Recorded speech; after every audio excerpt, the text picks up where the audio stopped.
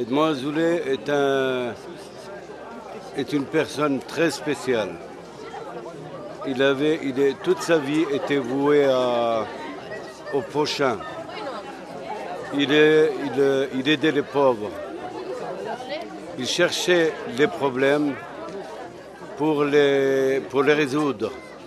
Tout celui qui avait un problème dans tout le Maroc l'appelait à tout moment. Il était là pour tout le monde. Vous parlez de M. Azoulay, vous le connaissiez? Ah, bien sûr, c'était le patron du sein, c'est lui qui a tout fait.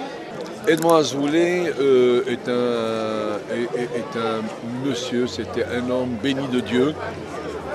Il a été inspiré de venir s'occuper de Rabbi Amran Ben Diwan depuis pas mal d'années. Et là, il l'a périclité, elle gardait son caractère artisanal d'avant-guerre, de rétrograde. Et lui, avec ses idées, est venu dynamiser le site. Et ce que nous voyons aujourd'hui, toutes les personnes que nous voyons qui viennent régulièrement, lui doivent beaucoup. Edmond, c'est le pilier du sein. Absolument. Et ce matin aussi, les gens parlaient de lui, disaient qu'il allait taper à toutes les portes. Moi, j'ai pas connu. Il restera toujours Edmond. Oui. Ça a été un homme merveilleux. Il y a 7-8 ans qu'il y avait Edmond Azoulay, que Sénat il repose en paix, qu'il a pu ramasser des fonds importants ici à l'extérieur. Et grâce à ces fonds et notre volonté de pouvoir faire quelque chose, on a pu réaliser ces projets. Qui dit, le premier projet, c'était la salle qu'ils ont dédiée à leur mémoire de leur père, Ephraim Azoulay. Alors à cette époque-là, c'est vrai qu'il n'y avait pas toutes ces chambres, on va dire, mais on va dire qu'il n'y avait que des tentes.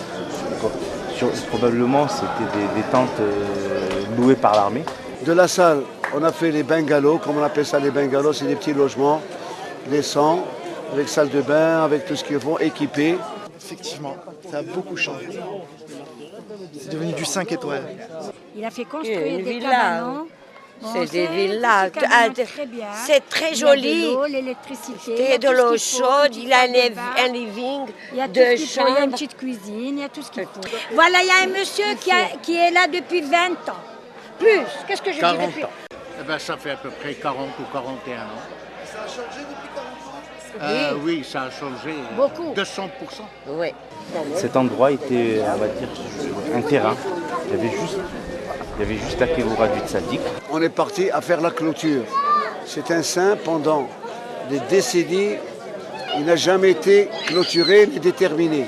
Avec Edmond Azoulay et nous-mêmes, on a réussi à avoir les fonds nécessaires pour pouvoir faire cette clôture. Cette clôture qui fait 560 mètres à 2,50 mètres de hauteur. Et c'est grâce à cette clôture que le monde se sent en sécurité et on a la quiétude et on peut fermer. Et ça fait aussi un aérouf pour le Shabbat. Ils ont fait un château d'eau, ils ont fait beaucoup de choses. Un château d'eau et c'était notre rêve.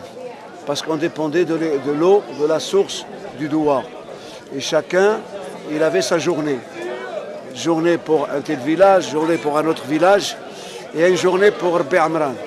Ouazan est arrivé déjà à un moment où ce qu'on a fait est déjà bien et même beaucoup. Nous pouvons encore continuer quelques constructions pour pouvoir loger plus aisément les pèlerins qui arrivent. Ah oui, Ouazan, ils ont pensé à tout, vraiment à tout. On ne peut pas dire comment quelque chose, c'est pas possible. Le confort, la lumière, la sécurité, les autorités, enfin tout. Je ne peux pas dire qu'il y a une faille. Cette année encore, on a fait des allées, il y a pas mal de projets. On a construit une maison qui servira pas de témoin, mais il y a un projet de construction pour des petits logements avec sanitaire pour pouvoir loger des gens en quantité. La communauté vit des recettes de Ouazan. Ils investissent une partie de la recette que nous faisons régulièrement tous les ans. Aider pécuniairement, je ne pense pas que ce soit le but de la communauté. Mais je pense que Ouazzane peut survivre seulement par les recettes qu'ils font 2 fois par an. Par exemple, maintenant, il y a des donateurs, ceux qui donnent. Celui-là, il donne par exemple un peu, l'autre un peu, ce sera mal. Et voilà.